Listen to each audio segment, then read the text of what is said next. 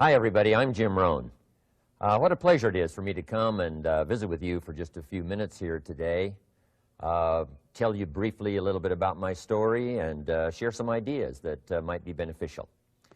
I've lectured in some high school classrooms in California and Arizona and some universities and colleges, Pepperdine University, San Diego State, Arizona State University.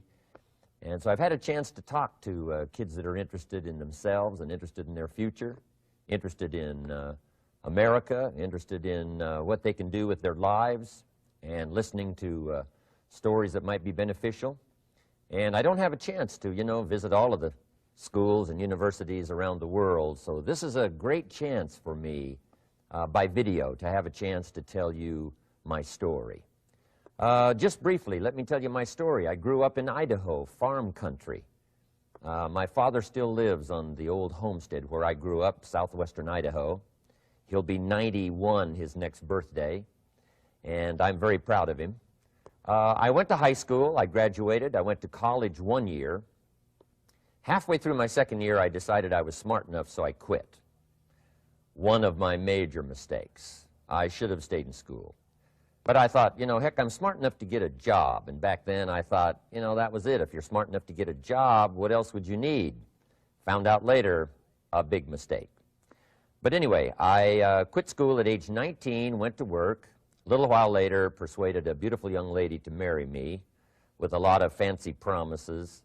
And fortunately for me, we got married. A little while later, I started my family. And I'm out there working hard, doing the best I thought I could. But year by year, I kept falling a little further behind, buying a little more than I could conveniently pay for on time. And the creditors are finally starting to call saying, hey, you told us the check was in the mail. I'm not feeling at all good about that. About age 25, I've got pennies in my pocket, I've got nothing in the bank, and way behind on my big mouth promises to my family, and wondering what could I do to make my life better. I was willing to work hard. That was not my problem. But I just wasn't making the progress I wanted to make. And then good fortune came my way.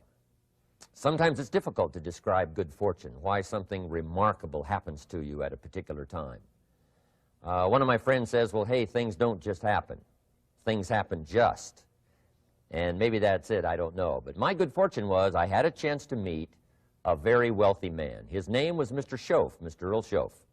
A friend of mine had gone to work for him, and he started telling me about this man. He said, you got to meet this man. He's rich, but he's easy to talk to.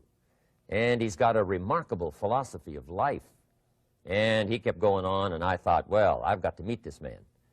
So shortly after that, I had a chance to meet this Mr. Schoaf, and I was impressed. He was rich. He was easy to talk to. Within a few minutes, I was dazzled. And I said to myself, I would give anything if I could be like that, rich and easy to talk to. What would it take? And then I thought, if I could just get around somebody like him, and if he would teach me and coach me, I would do it all.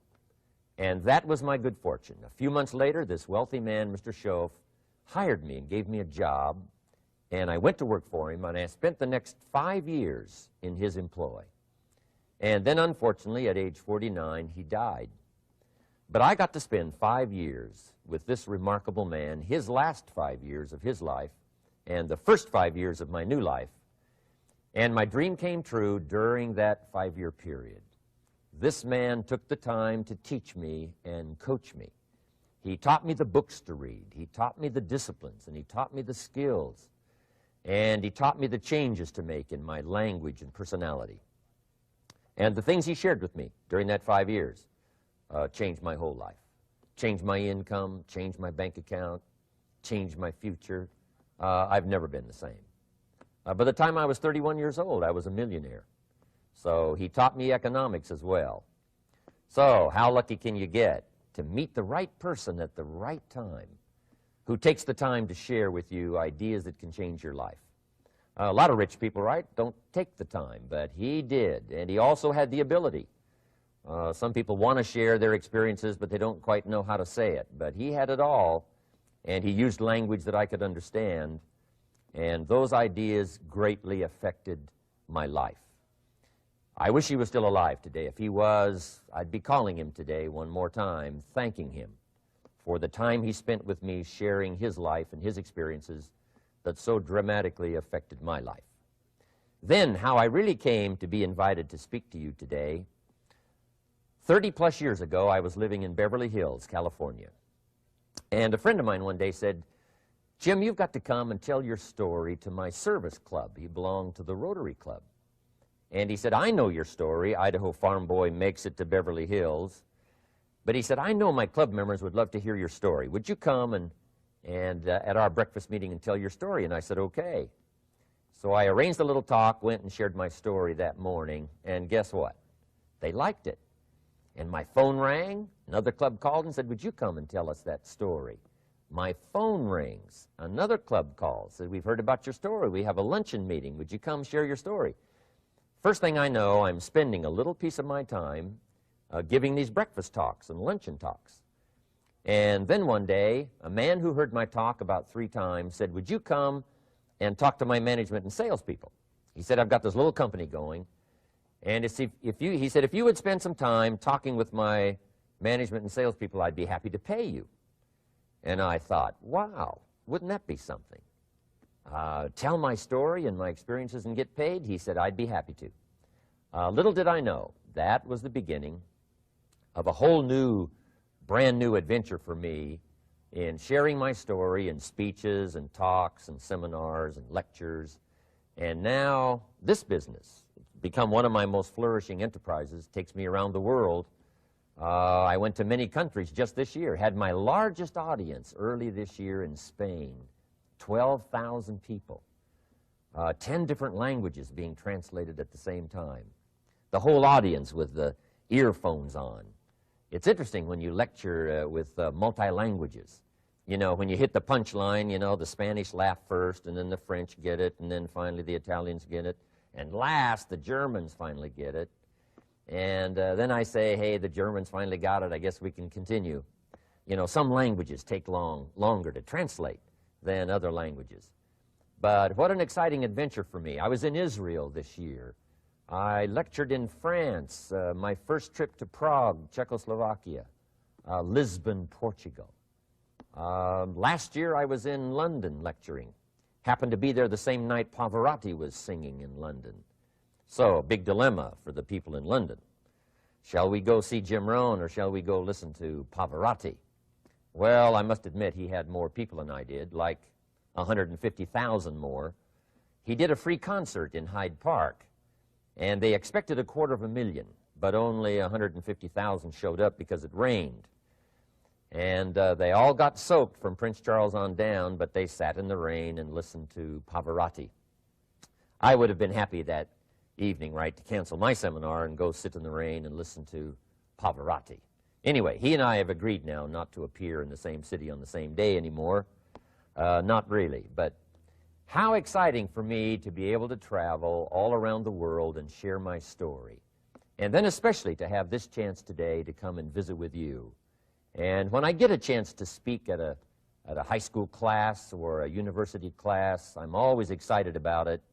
I'm limited in time, so I wanted to use this way to come and share my story with you and some ideas that might be helpful in your career for the future, in your now busy life as a student, and then wherever you find yourself in the years to come. Some of the things I'm going to share with you, I want you to remember for a long, long time, because the ideas I want to translate for you drastically affected my life. And if I can share now and affect your life, and you write me a letter or tell me in person someday, "Mr. Rohn, I listened to your video and I watched it carefully, and sure enough, some of the ideas that you shared greatly affected me, and here's what's happened to my bank account, here's what happened to me in school, here's what's happening to my future," that'll give me great, great satisfaction. So the man who shared with me ideas that changed my life, I want to share with you 3 of those basic subjects. When I met him, I was 25 years old, and when I first got acquainted with him, I used a lot of excuses as to why I wasn't doing well. And he said, well, tell me a little bit about your story. And I told him, you know, I was behind on my bills, had pennies in my pocket, nothing in the bank, that I was embarrassed about being behind on my big mouth promises to my family. And then he gave me one little simple phrase that really forever changed my life. And here's what he said: Mr. Rohn, if you want the future to change for you, you've got to change. And he said, if you don't change, the next 6 years of your life is going to be just like the last 6. You'll still be behind on your bills. You'll still be behind on your promises. But then he gave it to me in the form of a promise. When I was 25 years old, I've remembered it all these years, and I've shared this promise now with probably over 3 million people in the last 30-plus years. And it's going to be valid for you, so listen carefully to this promise. My teacher said to me, young man, if you will change, everything will change for you. If you will get better, everything will get better for you. What a clear message that was for me. He said, if you'll change your philosophy, if you'll change your habits, if you'll refine your thinking, if you'll change and accept some new disciplines, if you'll turn the corner where you've been in the past, go for a new life for the future, he said, all kinds of remarkable things will happen for you if you will change. Before I met Mr. Schoaf, I used to cross my fingers and say, I sure hope things will change. I was hoping the government would change and the tax structure would change and that my boss would change and pay me more money.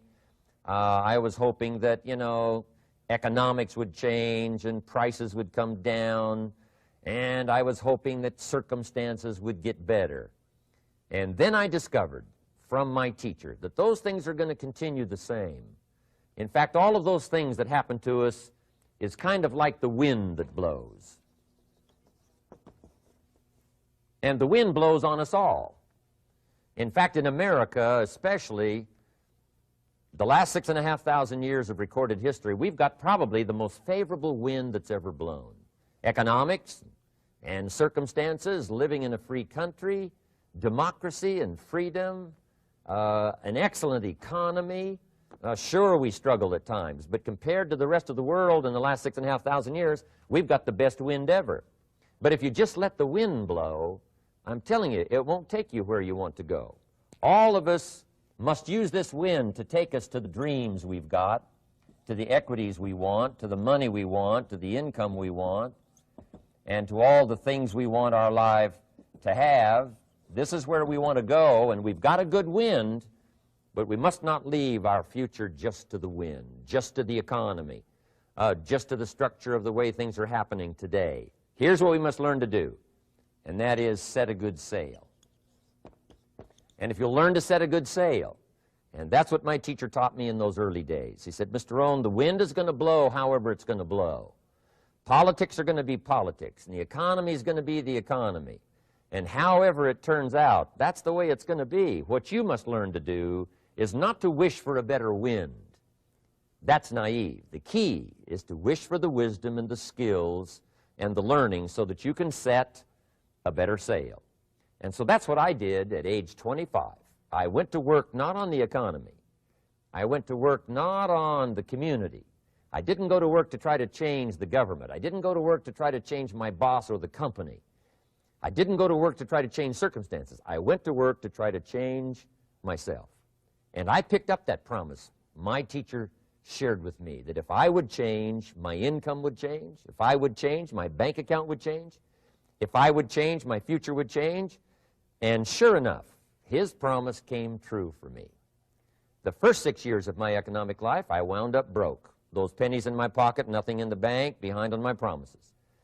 The second 6 years of my economic life, I wound up rich. But interestingly enough, the second 6 years of my economic life, the government was about the same and the economy was about the same. You know, the companies were about the same. What they paid was the same. Circumstances around me were the same. You know, my negative relatives were the same. But I was not the same. That's how my life changed. And that's how things started working for me, changing my life all those years ago. So that's what I wanted to share with you to begin with, this beginning of what Mr. Schoaf shared with me, that if I wanted my life to change, this was what I was going to have to do. And so he broke it down into 3 subjects that really made an impact on my life, and I want to share those with you. The first subject he called personal development. And the second subject he called setting goals. And the third was how to become financially independent. And I'd like to give you just a few clues from those three major subjects that so dramatically affected my life. And let's get started. The first one is personal development. Now, in illustrating personal development, Mr. Schoaf, my teacher, started with money. You know, money's not the only place to start in talking personal development, but it's where he started, so let me share the thoughts he shared with me back then. Let me share them with you. Here's the best lesson I can give you on economics. It's very simple. We get paid for bringing value to the marketplace. That's about as simple as I can put economics. We get paid for bringing value to the marketplace. Now, it takes time to bring value to the marketplace. However, we do not get paid for time, so we cross that out. Mistakenly, the man says, I'm making about $20 for an hour. Not true. If that was true, you could just stay home, right, and have him send your money.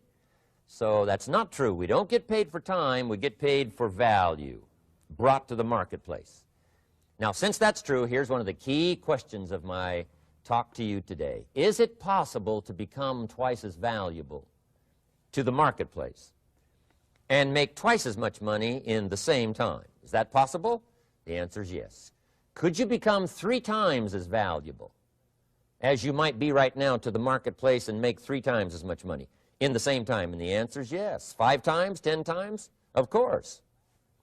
America is unique. It's a ladder to climb. It starts down here, let's say, at $5 an hour, and it keeps going up. Top income last year, $80 million. The guy who runs Coca-Cola. Now, that's a heck of a ladder. That's why everybody wants to come here, right? The boat people are not headed for Vietnam.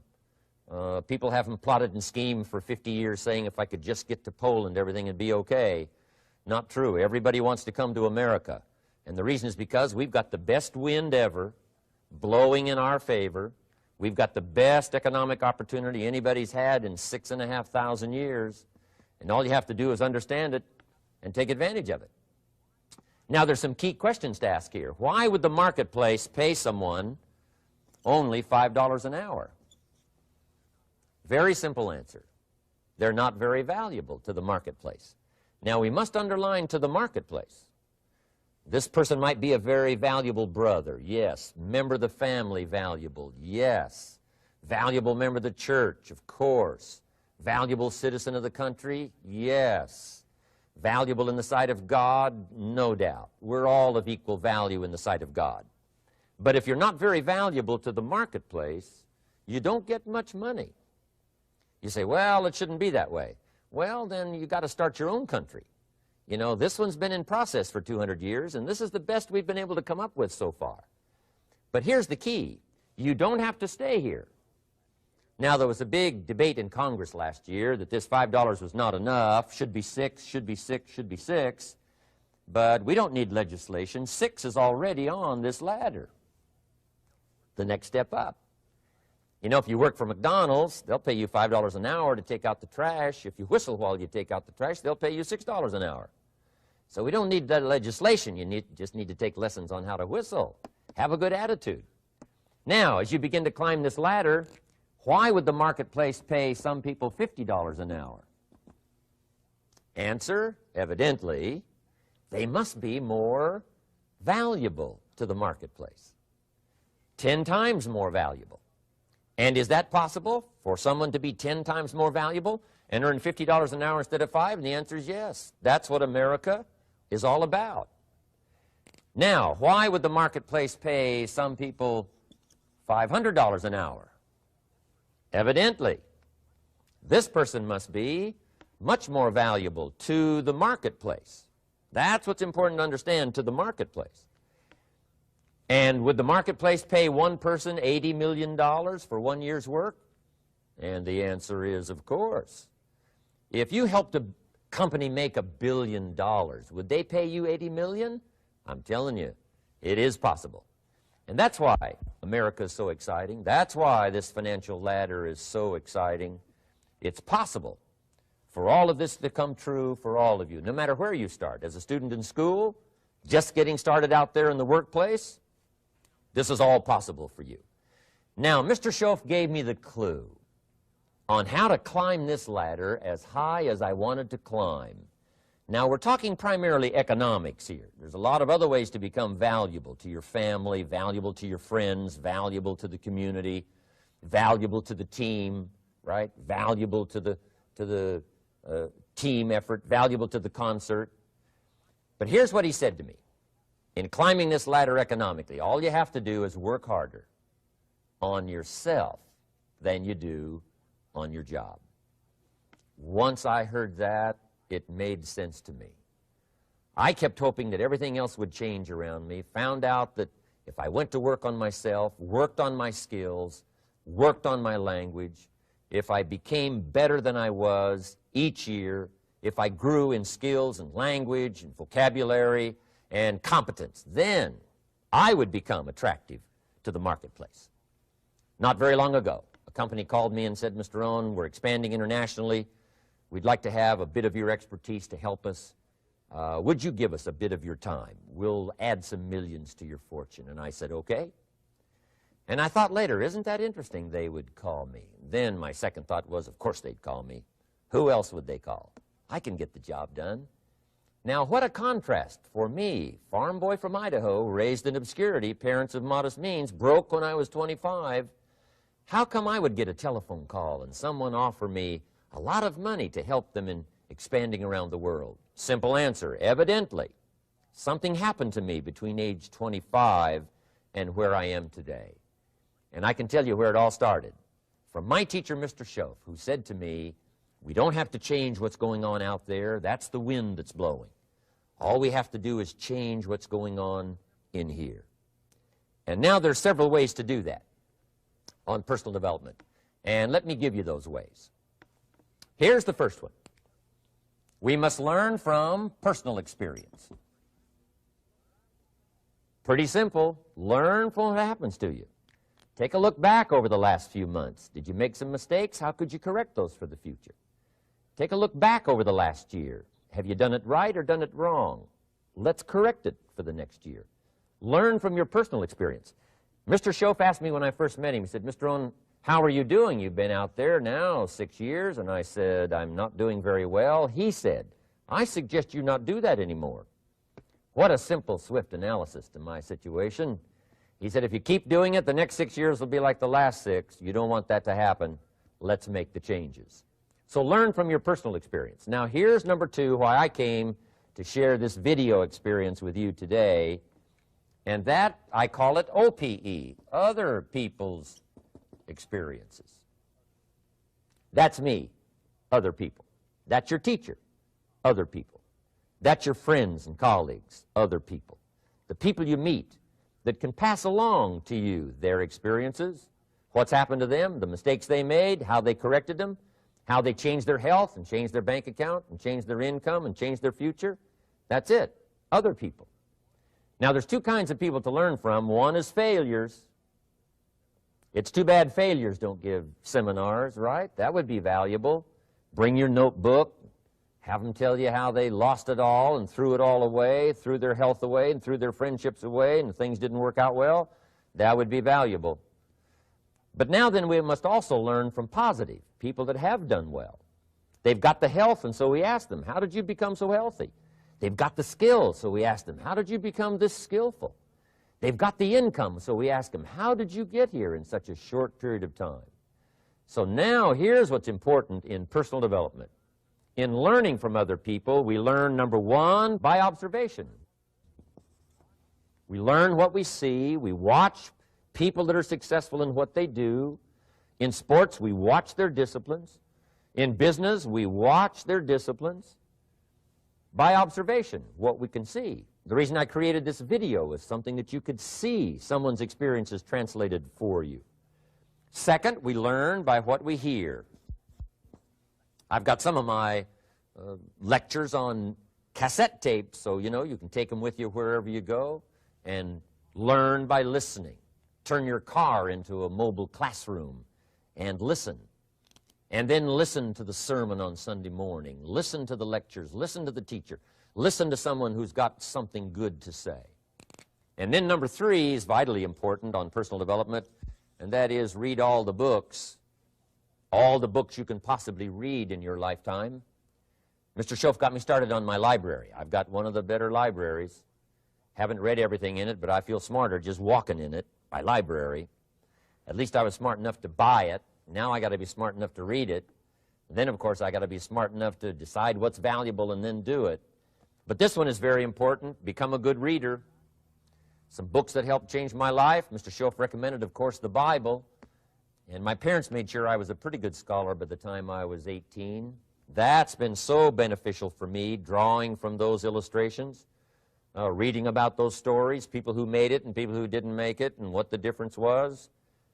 And then other books that helped to really change my life. One called Think and Grow Rich by Napoleon Hill. And then a book that helped me become financially independent by the time I was 31. And that book is called The Richest Man in Babylon by George Clason. And I'm going to share a little bit of that book with you when I get to financial independence today, our third subject. But I started reading the books, attending the classes, making sure that I got in front of people that had something good to say. And then I started keeping a journal. One of the major things my teacher taught me was to keep a journal. He said, don't trust your memory. If you hear something good, just make a little note and write it down. Now, at first I took, notes on pieces of paper and torn off corners and backs of old envelopes. And it didn't serve me well, thrown in a drawer. Then I learned to keep a journal, a bound copy of all my notes. So I would suggest you do the same. Things that impress you, a poem that impresses you. When you attend a class, some of the ideas that impressed you, jot them down. You read something in a magazine, right? Some ideas. Take those out, put them in your journal. Keep a good journal the rest of your life. This will serve you well. My journals make up a significant portion of my own library. And if you saw my library and saw my journals, I tell you what you'd have to say. This is the library, and these are the journals of a very serious student. No wonder Mr. Rohn is invited to lecture and speak on his experiences around the world. So I want the same thing to happen to you. Value captured that you can resort to later, go back over it and review it, and let it become valuable to you. So that's my first subject, personal development. Work harder on yourself than you do on your job. Develop the skills, learn the lessons, take the classes, absorb all that is being taught to you these days. And then later on, of course, you can sort it out, what's valuable to you and how to refine it for your business and for your life and for your future. But the main thing is to get it and start this process of personal change, personal development. And let me say it one more time. If you will change, everything will change for you. You'll never be the same. You'll keep growing. As you look back on a few months, look back on a few years, you won't believe the progress you can make. Economically, your relationship with your family, your friends, and whether you're in sports or economics or whatever, I'm telling you, that whole process of committing yourself for personal change, personal value, can really make your life unique and worthwhile. Now let's cover the second subject, on setting goals. Mr. Schoaf gave me some tips on setting goals that changed my life forever. And I want to share those with you.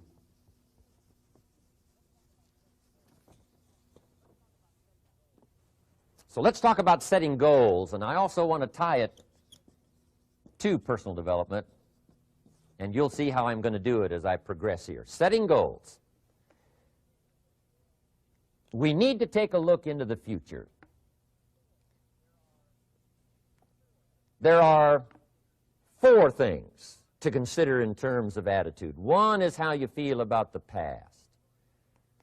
Best advice I can give you on that is treat the past as a school. Let it teach you the mistakes you've made, the things that went wrong, the things that didn't work. Don't use the past as a burden to carry, and don't use the past as a club to beat yourself to death. Past losses, past failures, past mistakes. But let the past be a school. Tough school maybe. We've all been through some tough stuff. So if you feel good about the past, draw from it for experience and let it teach you. Then next is how you feel about the future. We've got to have the future well designed. The future is called the promise. And here's what we teach in our leadership series. The promise of the future can be an awesome force for your own future. The promise of the future, designing the future. There's two ways to face the future. One is with apprehension, and the other is with anticipation. I promise you, in my travels around the world, most people face the future with apprehension. And here's why. They don't have it well designed. They've sort of left that up to someone else to fix. But here's the best way to face the future, with anticipation. And you can face the future with anticipation if the future is clear, if the future is well designed. And I would like to have you consider some thoughts with me that help me to really change my future by giving it some thought and some consideration. And here it is. In setting goals, it's very simple. Number one, decide what you want. You just take a little time. You sit down and say, what do I want? What kind of skills do I want? What kind of income do I want for the future? What would I like? Where would I like to go? Places I'd like to visit. Habits I'd like to acquire. Skills I'd like to have. You just take a little time to think about what you want. Economics, friendships, people you'd like to meet, places you'd like to go. You just take some time. And then I suggest, when you've thought about what you want for the future, make a list. Just jot it all down. It's really a very simple process. And then here's number three. Keep all the old lists. I'm telling you, this served me so well, keeping my old list of goals. I look back now 10, 20 years ago at goals I set, lists I made, and I smile now because here's what I thought was so important, 20 years ago. Now some of those things aren't even on my list. I've got a new list. I've grown. I've changed. I've matured. But I give you that advice. Decide what you want. Number two, write it down. Number three, keep the old lists. And then here's number four. When you get something that's on one of these lists, check it off. Part of the fun of having a list is checking it off. And then if you can add some drama to checking it off, see, that's what really helps. I set a goal to go to Spain many, many years ago. And when I finally made my first trip to Spain, I had that journal with me that had that list in it. And while I had my journal on my lap, waiting for the wheels to touch down in Madrid, I waited until the wheels touched the runway, and I checked it off, just adding a little drama. So part of the fun of having a list is checking it off. Now, here's what's important about the lists and designing your future. If the future gets clear, the price gets easier. Because you got to remember, for every promise, there's a price to pay. Everybody's got to pay the price. Everybody's got to do the deal. Everybody's got to do the disciplines. Everybody has to pay. But here's what I've discovered. If the promise is clear and powerful, the price is easy to pay. The price is some classes. The price is a few books. The price is a few disciplines. The price is finding something that'll make your life better, make you grow, make you change, make you develop. So the first part of the key is to design the promise. Then, what is the price to pay? I'm telling you, the price will be easy. Anybody in my audience can pay it, no matter where you are, where you come from.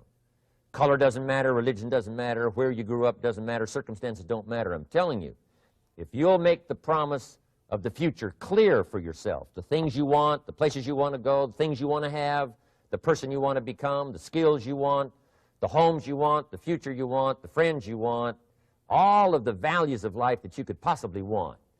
If you'll make that clear, make those lists, and be serious about it, I promise you it's an easy price to pay.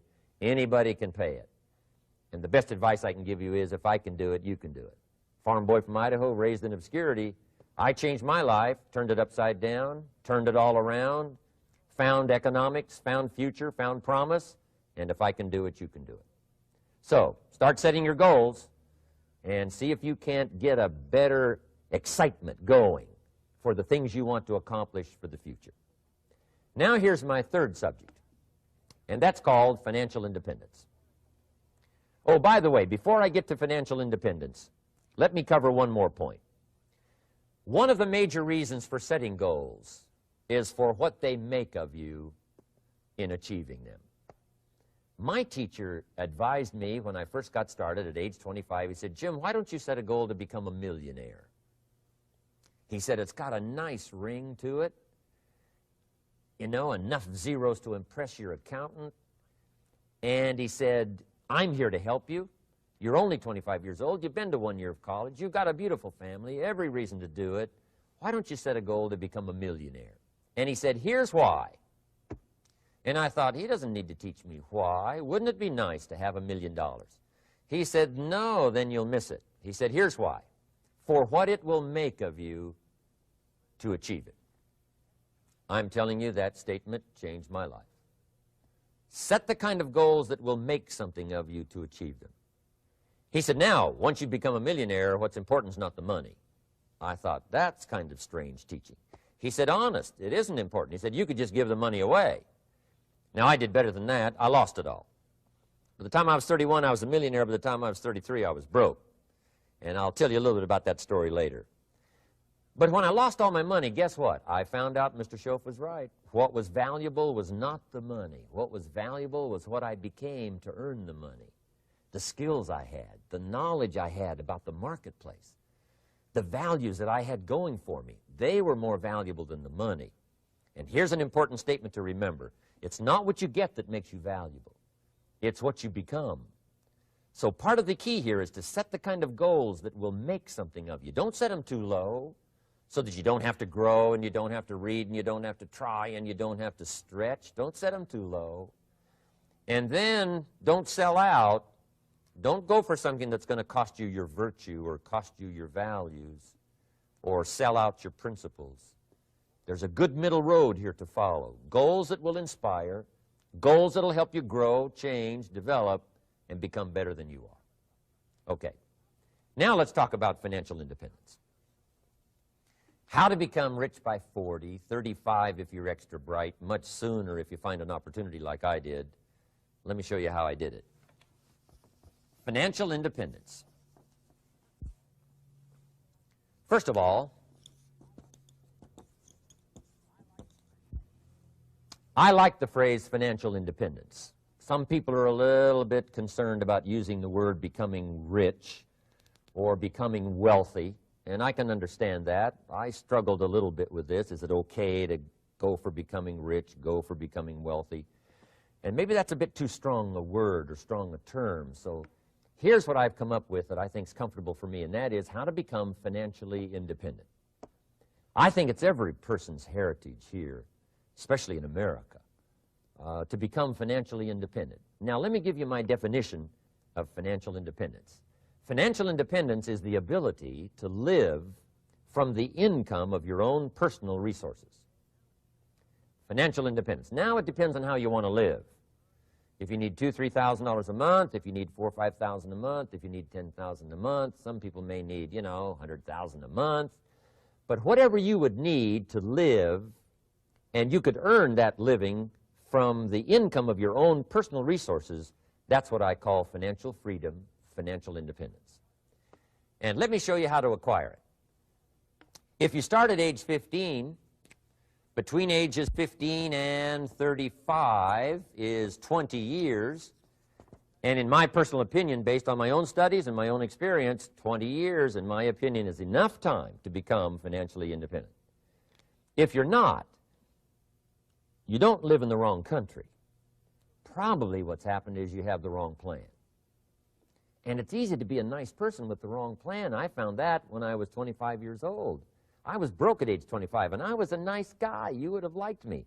But I'm telling you, my plans up until then, especially my financial plan, left me broke. I totally changed it the next 6 years, and I became financially independent. So I know what I'm talking about. It is possible in a reasonable amount of time, 15 to 35, whatever, 20 years' time, enough time. You can do it in a much shorter period of time, like I did if you want to, but this is a reasonable enough time. But here's number one. First of all, you got to have the right philosophy.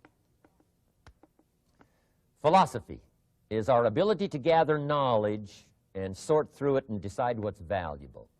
To develop a philosophy about life, a philosophy about our health, a philosophy about our family relationships, a philosophy about economics. And if you develop the right philosophy, that's what helps to set this sail so that in 6 years it takes you where you want to go instead of winding up like I did that first 6 years of my economics, broke, no money, empty bank account. The right philosophy. Now let me give you a couple of philosophies to consider. Here's the first one. It's called the philosophy of the poor. And here it is. Poor people usually spend their money and invest what's left. That's the philosophy of the poor. Now here's the philosophy of the rich. Rich people invest their money and spend what's left.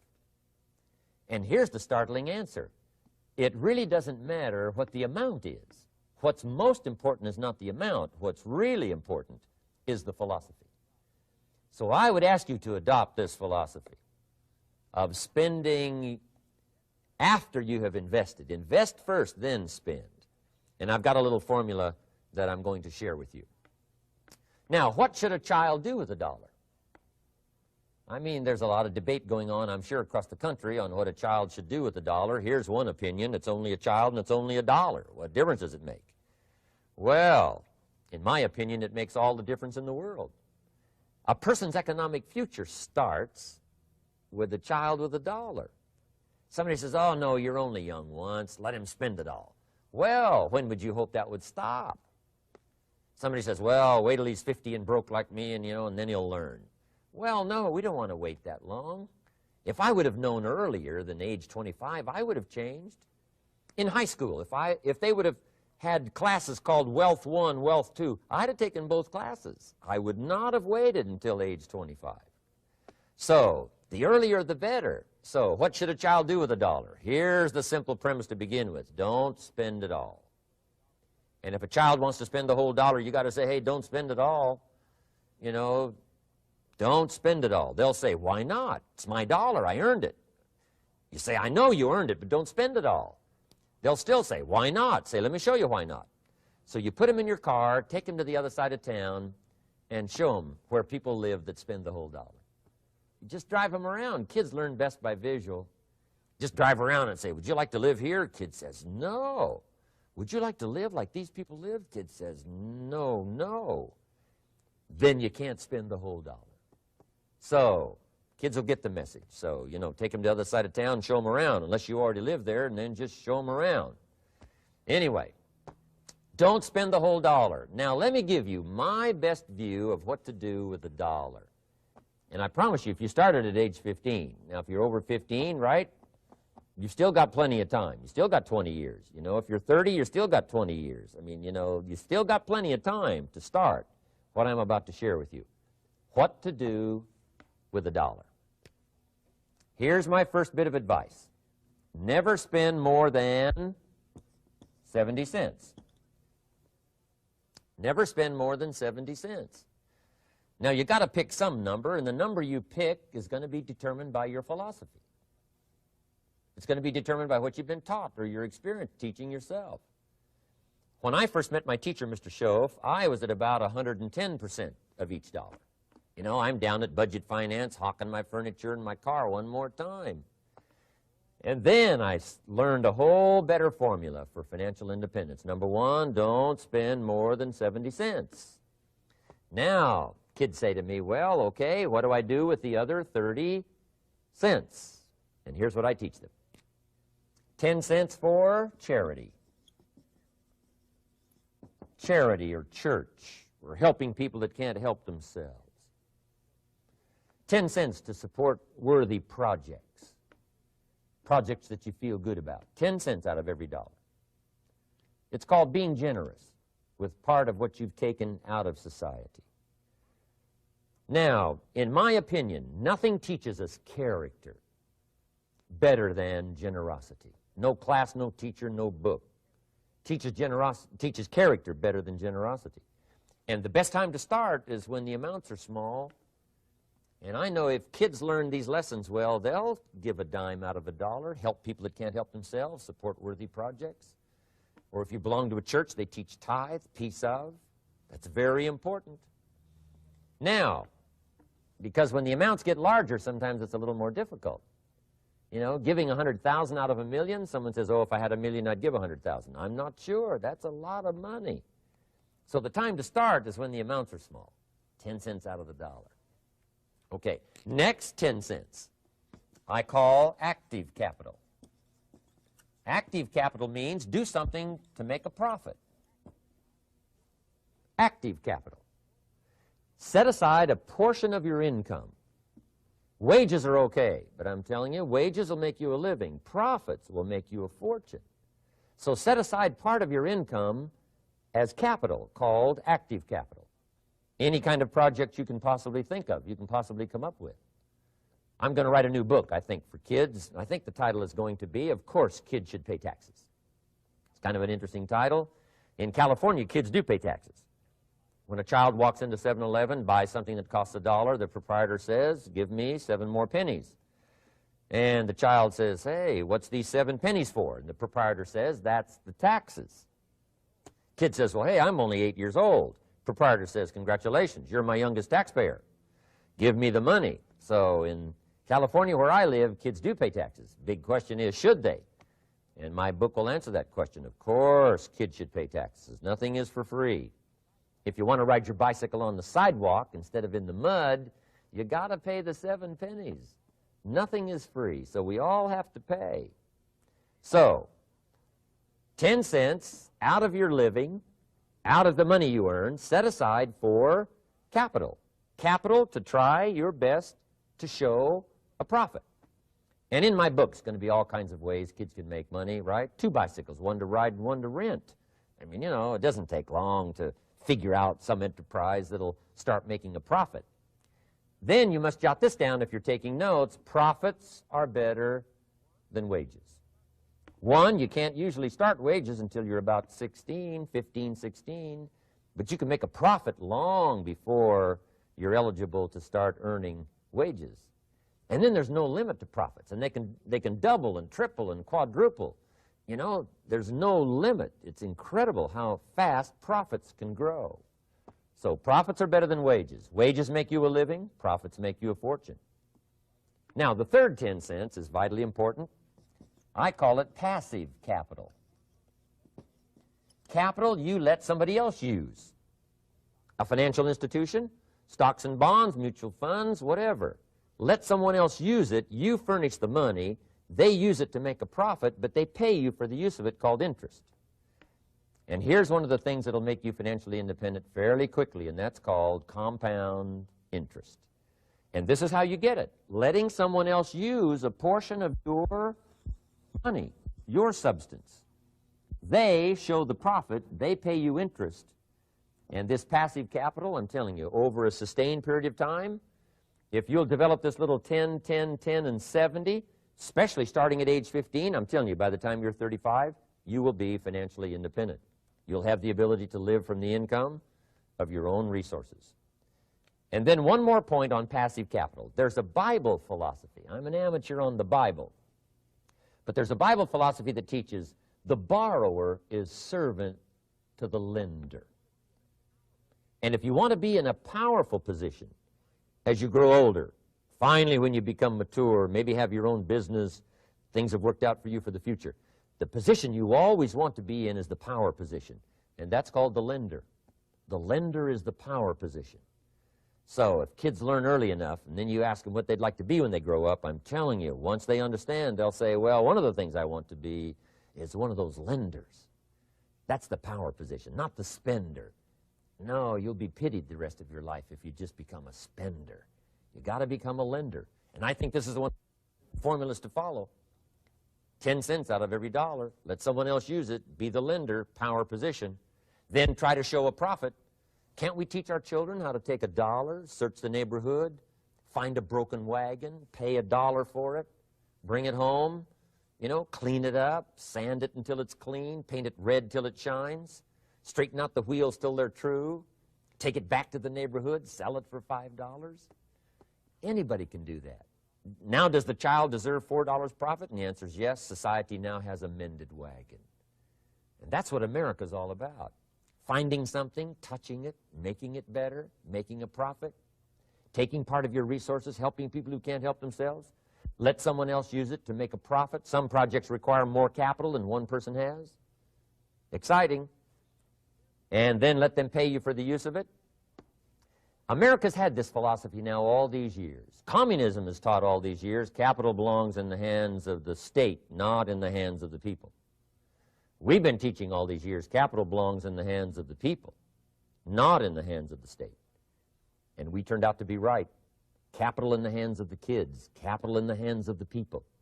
Enterprises that make a profit, enterprises that grow. It's the hope of our future. So that little simple formula, I hope, will help you. Now, one more key on financial independence, and that is attitude. Attitude. Here's number one. I used to say, I hate to pay my bills. My teacher straightened me out on that. He said, let's see, Mr. Rohn, what you hate to do is pay $100 on an account and reduce your liabilities and increase your assets. I said, well, no, not if you look at it that way. He said, well, it all depends on how you look at it. So wouldn't you love to pay your bills, reduce your liabilities, increase your assets? You got to have that kind of attitude. I found out the same attitude about taxes. I used to say, I hate to pay my taxes. And Mr. Shove said, well, that's one way to live. But don't you understand? Taxes is how we care and feed the goose that lays the golden eggs. Wouldn't you want to do your share? Someone says, yes, but the goose eats too much. Probably true. But hey, we all eat too much. We all need to go on a diet. Better a fat goose than no goose. So I finally became a happy taxpayer.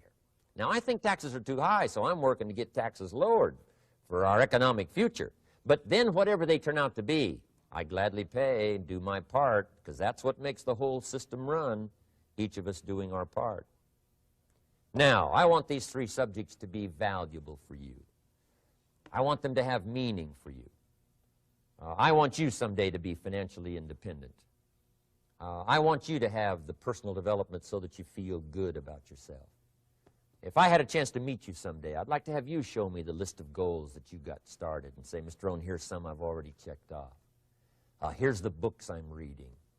Here's what's happened. I'm developing the skills. I'm better this year than I was last year. I've got more self-confidence. My skills are developing. That's what I want for you, and that's why I took the time to come and share in this video message with you. I do seminars all around the world, but this is one way that I can reach out and touch you in case you can't come to my seminars, wherever I am. Maybe this video will reach you somewhere, and it'll have an impact on your life. And what I'd like to do is later hear about it, a letter, phone call, or to have a chance to meet you in person. And now I'd like to leave you with these 4 questions called questions to ponder. These questions were valuable for me, and I want to make them valuable for you. Here's the first one, why?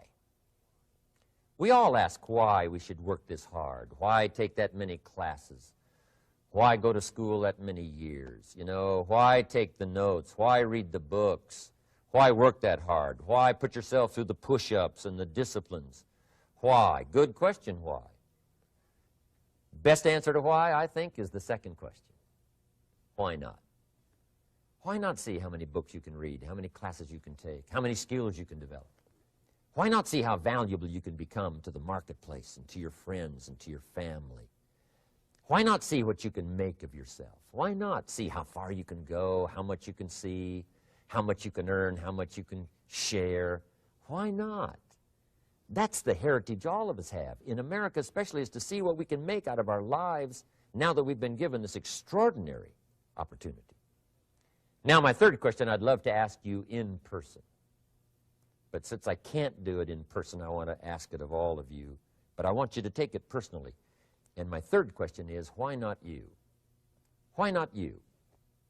With good self-esteem. Why not you starting to change and setting goals? Why not you starting to make progress toward financial independence?